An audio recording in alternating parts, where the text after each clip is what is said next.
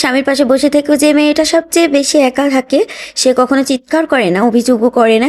সে শুধু চুপচাপ করে রান্না করে, চুপ করে খাওয়ায়, আর রাতে চুপ করে কাঁদে।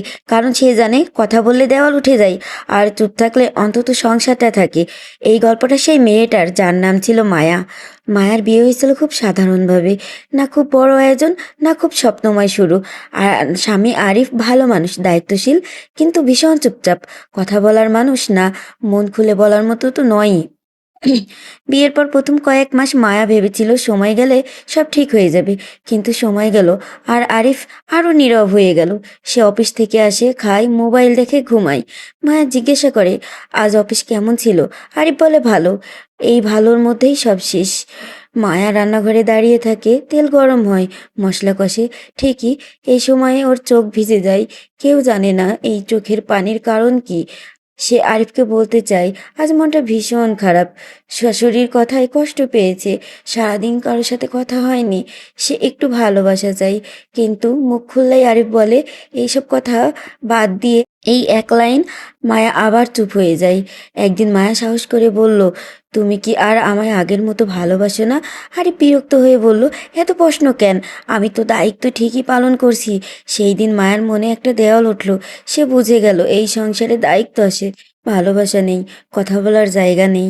রাতে আরিফ ঘুমিয়ে পড়ে, মায়া ছাদে তাকিয়ে তাকিয়ে থাকে। চোখের পানি বালিশ ভিজে যায়, কিন্তু শব্দ হয় না।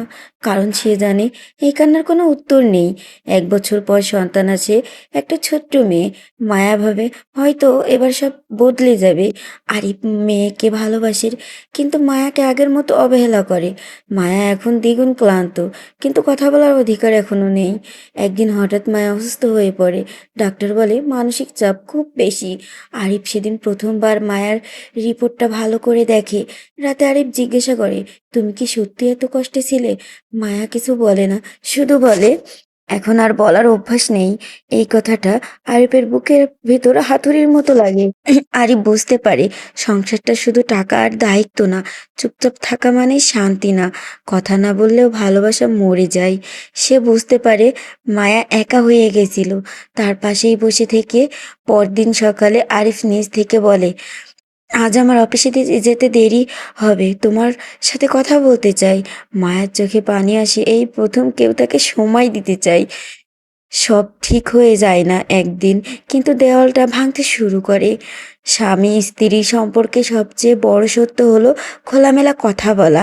যেখানে কথা বন্ধ, সেখানে ভালোবাসা ধীরে ধীরে মরে যায়। আর যেখানে শুধু দেওয়াল থাকে, সেখানে সংসার থাকলেও সুখ থাকে না।